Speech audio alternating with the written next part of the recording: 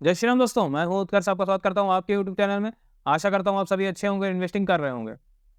हमारा आज का जो वीडियो है वो इंडेक्स फंड के ऊपर होने वाला है। आज हम इस सीरीज़ से कुछ फंड्स लेके आए हैं जो मैं आज आपके साथ डिस्कस करूँगा। जो आप 2024 में इन फंड्स में सेलेक्ट कर सकते हैं कि आपको किस फंड में इन्वेस्ट करना है, जो कि लो रिस्क में भी आते हैं और पैसिव फंड भी ये कहे जाते हैं। तो वीडियो को बहुत ध्यान से समझिएगा, हर एक फंड को ध्यान से समझिएगा, हर एक पॉइंट को ध्यान से समझिएगा। तभी आप सेलेक्ट कर पाएँगे कि आपके लिए इन फंड्स में से कौन-सा बेहतर फंड रहेगा जिसमें आप 2024 में इन्वेस्टमेंट शुरू कर सकते हैं। तो देर ना करते हुए शुरू करते हैं वीडियो। जो हमारा आज का पहला फंड है वो है बंधन Nifty 50 index fund direct plan growth. बात करें अगर इस फंड की, तो ये फंड जनवरी 2013 में शुरू हुआ था। 10 ईयर यानी 10 साल पूरे हो चुके हैं इस फंड को। अगर इसके हम एयूएम यानी एसेट अंडर मैनेजमेंट या जिसको हम फंड साइज भी कह सकते हैं, वो अगर हम देखें तो इसका 932 करोड़ के आसपास हो जाता है। अब आपका यहाँ पे सवाल आएगा कि अगर ये इंडेक्स फंड है, अगर ये पैसिव फंड है, तो इसमें इसका जो एयूएम है वो इतना कम क्यों है? देखिए, एयूएम इतना कम होने का मतलब ये नहीं है कि फंड खराब है। इसका मतलब ये है या तो ये अंडररेटेड फंड है, जो कि इन्वेस्टर्स इसकी तरफ ज़्यादा ध्यान नहीं दे पाए हैं। हो सकता है आज भी आप जो ये वीडियो देख रहे हैं उसमें आपने पहली बार इस फंड को सुना हो, तो शायद इस आज ये जान के कि हाँ, ये फंड अच्छा है तो आप इसमें इन्वेस्ट करें। तो ऐसे धीरे-धीरे जब इसकी तरफ इन्वेस्टर जानेंगे, इसमें इन्वेस्ट करेंगे, तो इसका एयूएम उस तरीके से बढ़ता रहेगा। तो कम एयूएम में आपको रिटर्न भी थोड़ा-सा बेहतर मिल जाता है। तो यहाँ पे कोई भी ऐसी घबराने की बात नहीं है कि एयूएम जो है इसका कम है तो क्या ये फंड अच्छा होगा। वो हमें आगे इसके जो टेक्निकल पॉइंट्स हैं, जो इसके रेशियोज़ हैं, जो हम बात डिस्कस करेंगे, उससे हमें क्लियर हो जाएगा कि ये अच्छा है या फिर बुरा फंड है।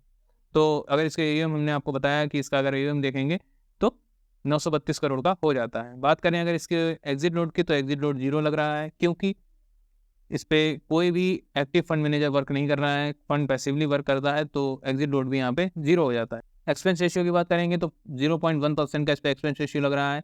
बहुत minimum expense ratio passive funds में लगते हैं, जो मैं आपको कई बार अपने जो भी मैंने इंडेक्स फंड से रिलेटेड वीडियोज़ बनाए हैं, उनमें ये चीज़ क्लियर करी है कि इनमें जो एक्सपेंस रेशियो है वो बहुत कम होता है।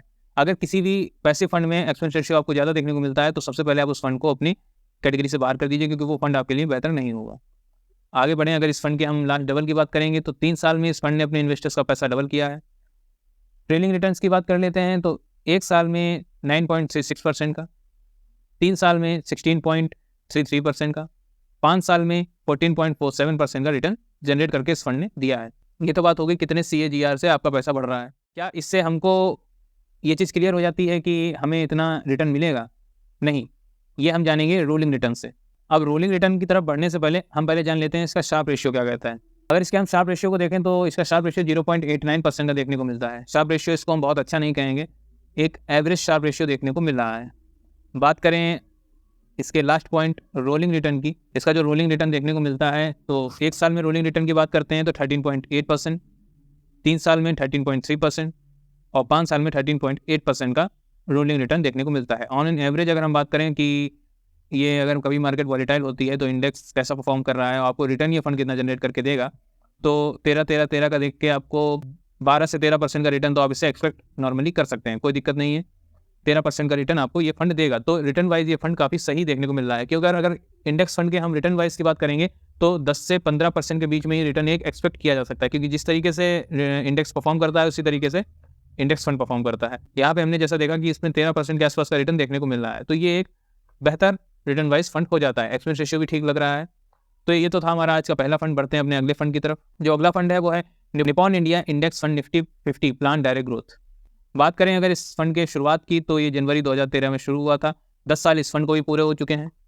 फंड देखने में भी ठीक लग रहा था। अगर हम इसके एग्जिट लोड की बात करें तो यहाँ पे एग्जिट लोड 0.25% लग रहा है, जो कि मैंने आपको बंधन फंड में बताया था उसमें 0% का एग्जिट लोड लग रहा था, तो यहाँ पे लग रहा है 0.25% का। और इसके हम फंड साइज़ की बात करते हैं तो 1037 करोड़ का इसका फंड साइज़ देखने को मिलता है।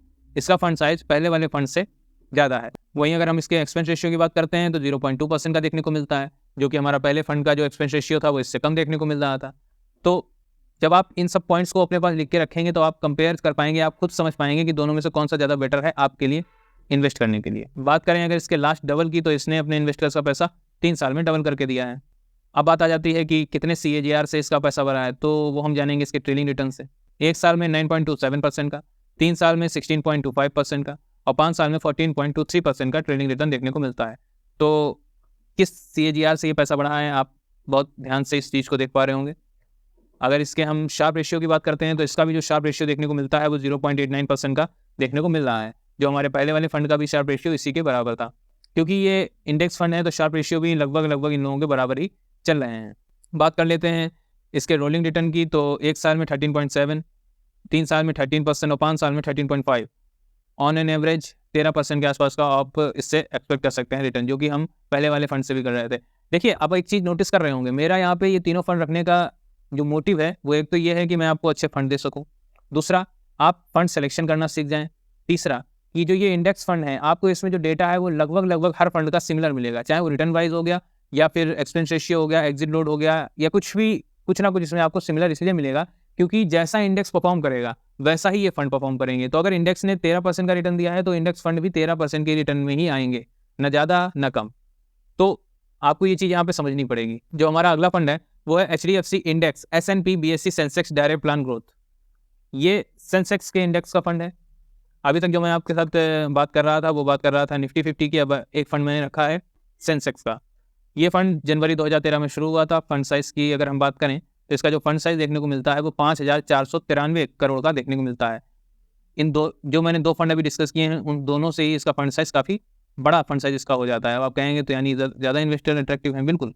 ये फंड ज़्यादा प्रचलन में रहा, ज़्यादा इसने अच्छा परफॉर्म किया, लोगों ने इस विषय में जाना तो वो इसमें ज़्यादा इन्वेस्ट कर रहे हैं, तो इस वजह से इसका फंड साइज़ बढ़ा हुआ है, तो ये अच्छी बात हो जाती है। बात करें अगर इसके एग्जिट नोट की तो इसका जो एग्जिट नोट है वो 0.25% का लग रहा है। एक्सपेंस रेशियो इसका भी 0.2% का लग रहा है, जो हमारे दूसरे फंड का भी 0.2% का लग रहा था, पहले फंड का 0.1% का लग रहा था। अगर आप नोट कर रहे होंगे हर एक रेशियो को अपने कॉपी में तो आप चीज़ देख पा रहे होंगे कि किस तरीके से तीनों फंड में क्या हमें अंतर देखने को मिल रहा है।